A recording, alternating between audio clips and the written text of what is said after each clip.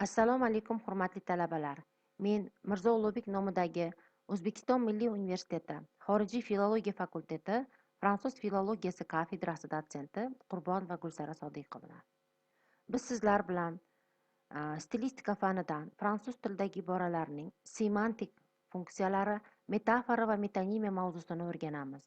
Mazkur kurs filologiya, fransuz tili yo'nalishi talabalari uchun mo'ljallanganligi bois ma'ruzamizni fransuz tilida o'tamiz. Sémantique de l'expression, métaphore et métonymie. Discipline stylistique. Le plan de notre cours consiste de 3 étapes. Classification de la comparaison, métaphore et sa classification, métonymie et sa classification. La comparaison consiste à marquer la ressemblance entre deux êtres, deux objets, deux notions abstraites, deux phénomènes de la nature. Classification des comparaisons. On distingue dans toutes les langues, y compris le français, les groupes suivants des comparaisons. Comparaisons logiques ou concrètes. Les comparaisons de ce groupe sont employées surtout dans l'information. Exemple, elle est belle comme sa mère. La comparaison comprend de 4 éléments: objet, sujet, lien grammatical, qualité commune. Les liens les plus fréquents sont comme, tel, aussi, que, pareil, ressembler, paraître, avoir l'air, etc. Comparaison à valeur affective.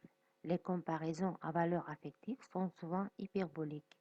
L'exagération sert à souligner la qualité qui semble importante. Ces comparaisons forment deux groupes bien distincts: comparaison traditionnelle, comparaison originale.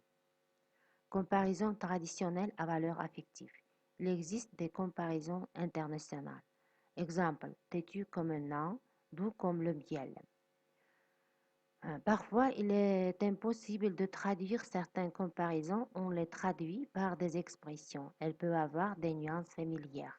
Une quantité énorme de comparaisons a comme terme le nom des animaux, des plantes. Exemple, rouge comme une tomate, ami comme un cochon. La comparaison fait recours à mythologie, histoire, Bible, œuvres littéraires.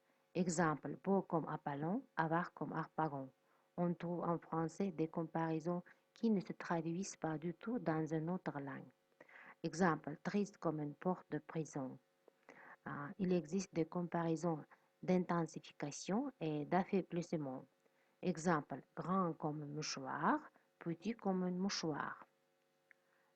Comparaison traditionnelle. Les comparaisons d'affaiblissement ont une nuance de l'ironie. Il existe aussi des comparaisons purement nationales liées aux coutumes et aux mœurs des peuples. Exemple, pleurer comme Madeleine. Si les comparaisons traditionnelles sont bien connues à tout le monde qui possède cette langue, les comparaisons originales sont la création des auteurs. Exemple, son visage entouré de ses cheveux épais comme le cœur d'une fleur entourée de ses pétales. Maintenant, nous passons à la notion de la métaphore. Métaphore vient du mot grec métaphore, transfert de sens. La métaphore a été étudiée profondément dans la rhétorique en tant qu'une trope et elle servait de l'ornement du style. On distingue dans toutes les langues 3 groupes de métaphores. Métaphore neutre qui désigne des objets, des phénomènes concrets. Exemple, dos d'une chaise, bras d'un fauteuil. Métaphore traditionnelle à valeur affective, leur expressivité s'est seulement amoindrie grâce à la fréquence d'emploi. Métaphores individuelles ou originales qui ont toujours une valeur affective et sont le plus souvent des néologismes stylistiques des écrivains. Exemple, dans cet enfer terrestre, l'homme est chaque jour mangé par terre. Il y a un nombre considérable de métaphores internationales. Exemple, sommet de gloire, un puits de science. Il y a des métaphores qui ne s'emploient que dans la langue française. Rage de dents, on les traduit dans une autre langue par d'autres termes. Maintenant, nous passons à la notion de la métonymie. Ce terme largement employé dans la linguistique vient du mot grec méta, changement du mot, homina, nom. On a recours à l'emploi métonymique des mots dans la presse, dans le langage usuel et plus rarement dans la langue esthétique. La métonymie est basée, comme la métaphore, sur l'association des deux idées. La métonymie se distingue cependant de la métaphore car les notions, les idées qu'elle exprime ont entre elles le rapport de contiguïté et non de ressemblance. La métonymie applique à un objet le nom d'un autre objet par rapport constant tel que effet pour cause, vivre de son travail, contenant pour contenu, boire un verre, signe pour chose, signifier il a quitté la robe pour l'épée, etc. Les métonymies forment deux groupes, métonymie neutre, métonymie à valeur affective. On emploie des métonymies neutres dans l'information de tous les jours, dans la presse, dans la langue esthétique. Exemple, prenez une tasse. La salle admirait le jeune artiste.